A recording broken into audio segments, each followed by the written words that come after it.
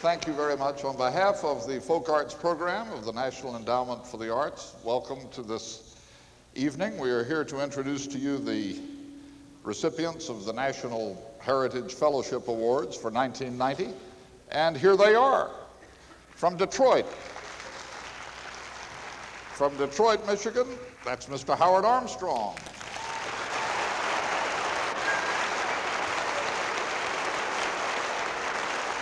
From Harrisburg, Pennsylvania, Madam M. Boone.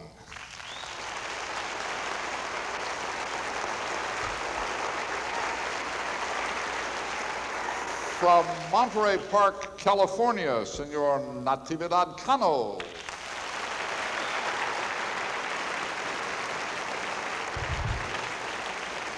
From Belleville, New Jersey, Mr. Giuseppe DeFranco and Mrs. Rafaela DeFranco.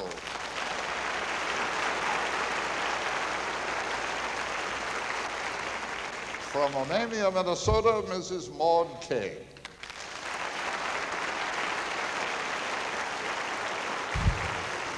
From Mobridge, South Dakota, Mr. Kevin Locke.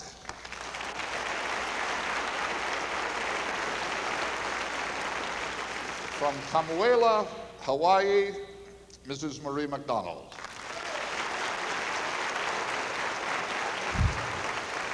From Mass City, Michigan, Mr. Arthur Moylanen.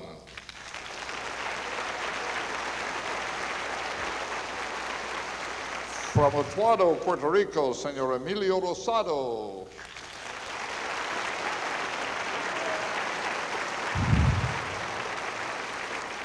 From Dixon, Tennessee, Mr. Robert Spicer.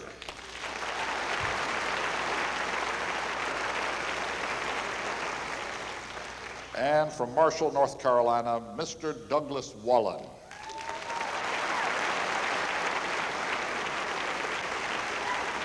Those are the 1990 Heritage Fellows. I thought I knew something about diversity from all these years of wandering around America on the road. Let me tell you, when you get a crowd like this, on the same stage, on the same evening, you really discover how diverse our country is. Wait till you see what they can do.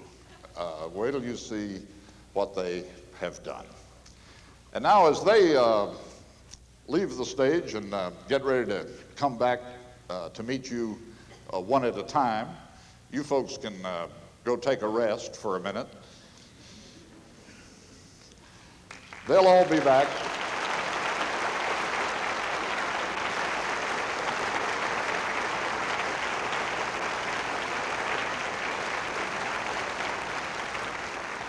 They'll all be back, and we all have a happy evening in store. I'd like to introduce the man who's in charge of the agencies that makes these awards every year, the chairman of the National Endowment for the Arts, John Frohnmeyer. Thank you, Charles. Ladies and gentlemen, welcome to the celebration of the National Heritage Fellowships sponsored by the Folk Arts Program of the National Endowment for the Arts. Although this is the 9th such group to be honored, some of you may be attending this joyful event for the first time. So let me briefly explain just what it is we're going to do tonight and who's going to be doing it. The National Endowment for the Arts is a federal agency created by Congress in 1965 to, and I quote, encourage and assist the nation's cultural resources. And in our official mission statement, we say the following. Throughout the ages, humankind has striven to go beyond the limits of the immediate physical world and to create that which was not there before, and thus to nourish the human spirit. It is through art that we can understand ourselves and understand our potential. And it is through art that we will be understood and remembered by those who come after. Our many aesthetic and cultural traditions are precious to us for the rich variety of their beauty and as a symbol of the diverse nature of the United States. Those are noble words, words that give just the right meaning to the events of this evening. We're assembled here to rejoice in the remarkable artists that you have just met, artists who glory in their cultural distinctiveness and who have put all of their creative energies into the expression of their particular ways of life, their special ideas of beauty, their unique heritage. We thank them for their dedication and the many gifts that they have presented us.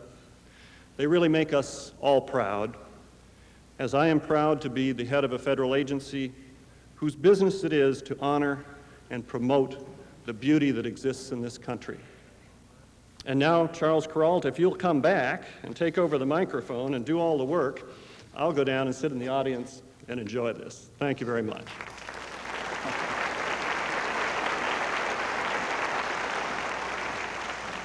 Thank you, John Frohnmeyer. When I was making those introductions, I left out the man in the cowboy hat and the cowboy boots.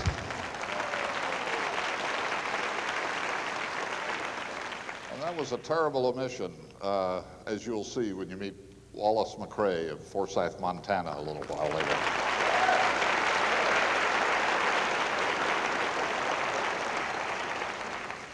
He's a poet.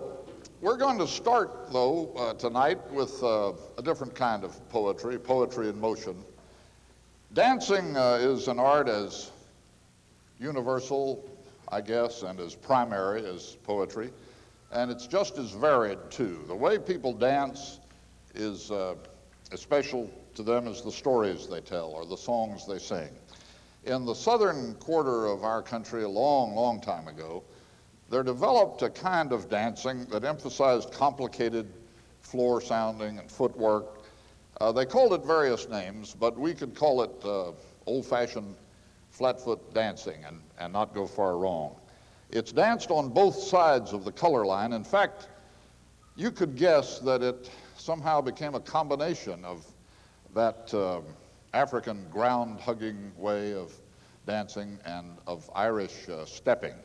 The result was what often happens when you put two different cultures together, a brand new combination creating the best of both.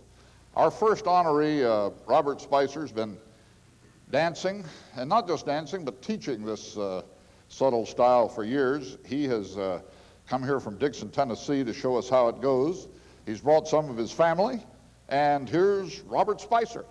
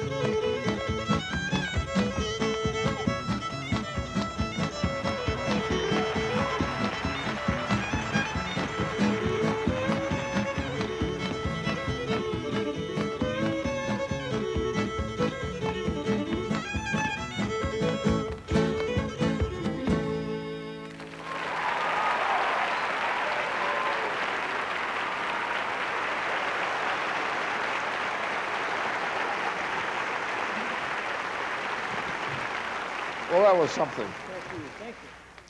Now, I noticed, though, that your dancing was a good deal different from that of the others. I guess we better tell who the others were first. That was your son-in-law last, right? I had my grandson. That's your grandson, right? Yeah. My son-in-law plays the fiddle. Yeah. And my two daughters. And your two daughters were dancing. Yes, sir. Now, the reason is the difference there.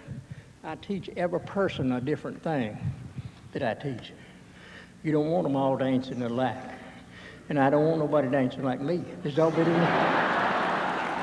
But it looks like a generation thing, too. I mean, you dance the old way. Yes, I've sir. seen that kind of dancing. Yes, sir. And then the young ones put a little something Yes, different sir. into it, Right. don't they? It changes just like music changes up through the years. That clap of yours, give us a little of that. They say when you teach, you just clap. You Yes, don't... sir. I drill that rhythm in their head with my hand. Then they can learn how to dance and pick up an instrument. Then, if they want to play music, and play that. 75% of you people are tone deaf And you have to get, that's the reason there ain't no more musicians. It wouldn't do for everybody to make music or everybody to dance. Wouldn't have nobody listen. Well, there's nobody tone deaf on this stage except Yeah. maybe me. Would you give us another little turn there? Yes, before sir. you... Be glad to.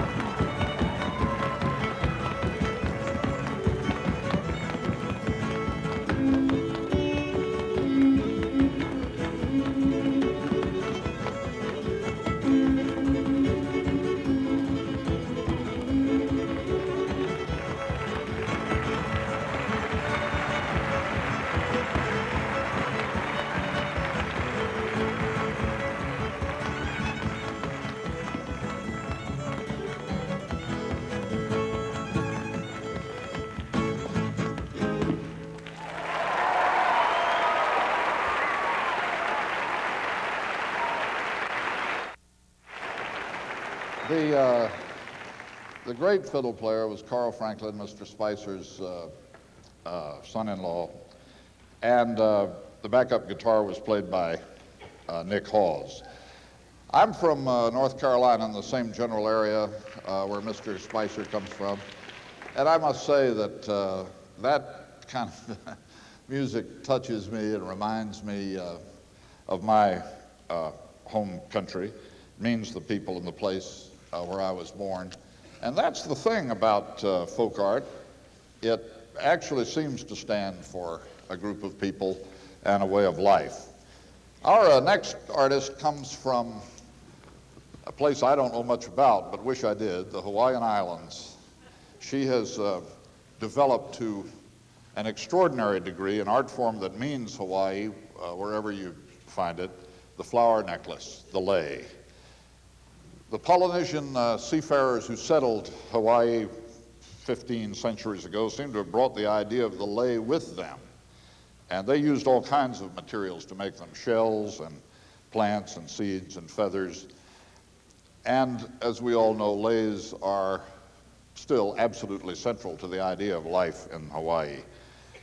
40 years ago, the impact of other cultures had almost driven out the art of lei making in Hawaii. Our next honoree, Marie McDonald, spearheaded a movement to reinstate this fragile art into the essential place it had had in Hawaiian history. She is still a scholar and educator and a real artist of lei making. You'll see her breathtaking work as we talk together. Please welcome Ms. Marie McDonald.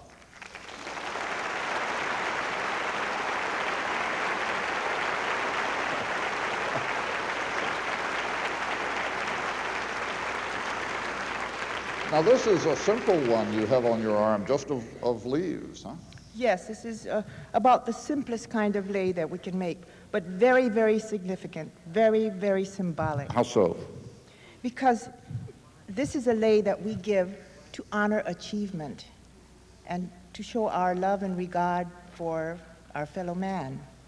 It's a lei that's offered on the battlefield at the time of peace, much like the leis that the Greeks and the Romans used, the same kind of green, elliptical, fragrant leaf. This is Hawaiian. They called them laurel wreaths back in the old days. What is this? This is the lei maili, and it is a laurel. It belongs in the laurel family. When you make a lei, does it help to have in mind the person you're making it for? Oh, of course, because you fashion this lei to show your love and, your high respect, your best feelings for someone. And when you make them, you think about that. And you choose the flowers, you choose the material carefully, you know, and when making that lei. And fragrance plays a part, I suppose. Oh, of course, number one, Hawaiians love to perfume their bodies. You know, they not only ornament their bodies with these leis, but they perfume their bodies. And fragrance is a very important thing to them. Does it bother you, I should think it would, that you spend hours creating these beautiful things and in the certain knowledge that in a day or two or three, they'll be gone? Doesn't bother me. We have one lei that fades in a matter of a few minutes after the giving. But the important thing is that at the time you give this lei, it is at its peak of beauty. That's what's important, because it expresses your most deepest cordial feeling for the person to whom you give it. You know, so it doesn't, no bother at all. Are leis always given just for a sign of welcome, or I suppose for weddings and other ceremonies? Oh, for many ceremonies, for special occasions, just to show accomplishment. A child graduating from high school receives leis, many, because his parents, his relatives are so proud of his achievement. You know, simple, a birthday, you honor with a lei, because you love that person. The first one I ever received was the first time I ever visited Hawaii, and it wasn't for an accomplishment, except just the accomplishment of getting there. I was on my way home from Vietnam and thought I could use a little bit of Hawaii. But I don't remember that one, pretty as it was, being anything like these creations of yours we're seeing on the screen. No, like I say, we do some very simple ones, and we do just pierce the flowers and pass them on to thread, or we put them together, take hours to do them, put them together. But these are leis that you will see. These are leis that you will see at the gathering of Hawaiian people, local people. You know, the locals have their own things that they celebrate with. Where'd that one come from? This one came all the way from my farm. I grew the flowers, fashioned the lei, 3 or 4 days ago before I came, and brought it here to wear on this very special occasion. Well, it looks beautiful, and you look beautiful, and we thank you very much for joining us, and congratulations.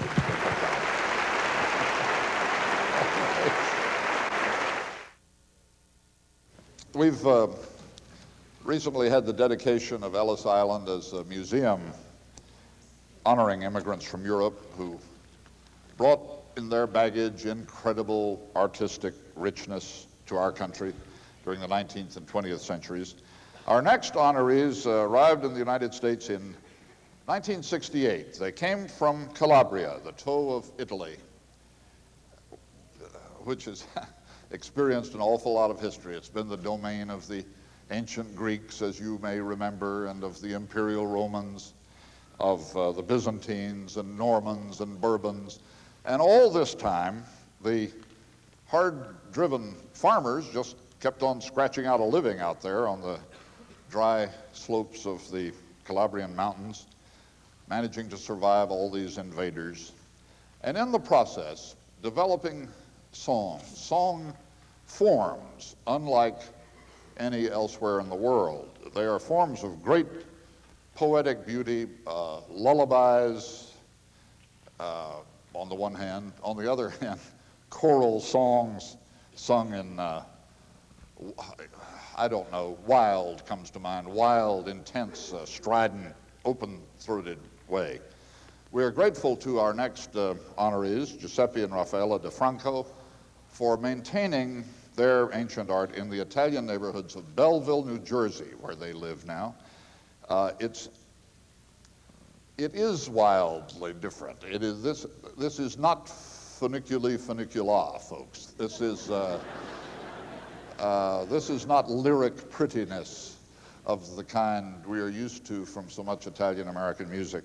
This is an art that demonstrates the eternal capacity of humanity to produce poetry out of hardship. Mr. and Mrs. DeFranco are going to be accompanied by their son, Faust DeFranco, and by their friends, Frank Cafone, Antonio De Giacomi, Bambina, and Angelo Luzzi, the DeFrancos.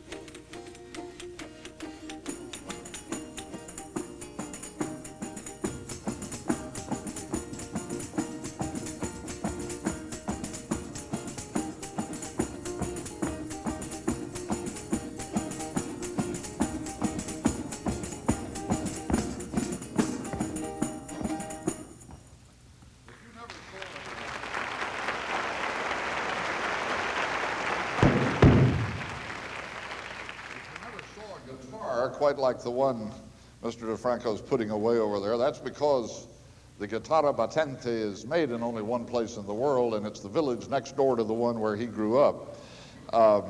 And Faust here is playing, what is it called? Tricabalacca. Tricabalacca. The name of it sounds just like it looks.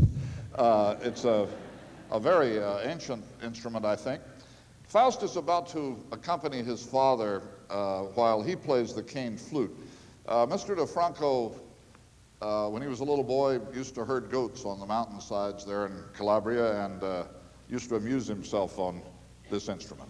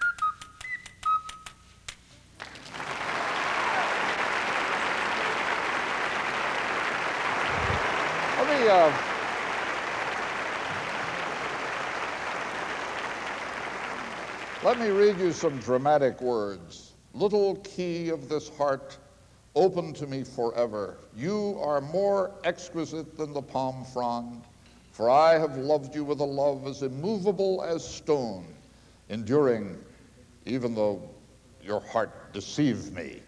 Raffaella DeFranco and her friends are going to sing a villanella. This is an ancient choral song, circled in the old way. And they sing, well, you see and hear, so intensely into each other's faces that the sounds beat from voice to voice in kind of music entirely appropriate to that kind of words.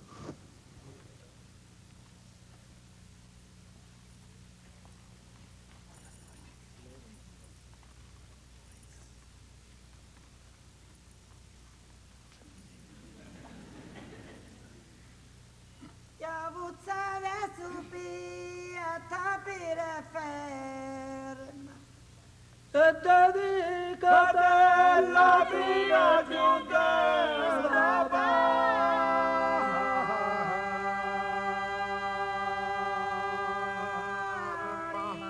Oi chiude la barba bella mia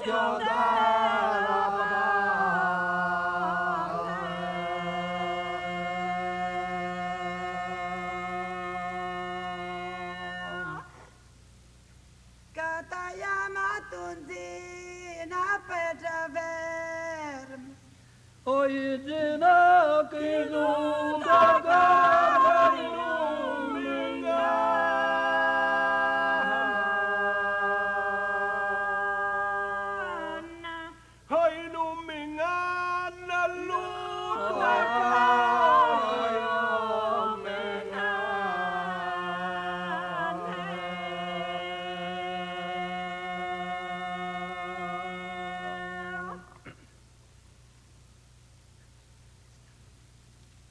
per la marito a segnales degne.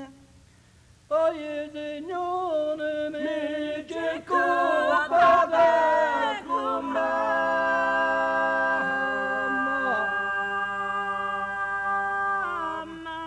Oi, cupete mamma, bella mia cupete mamma.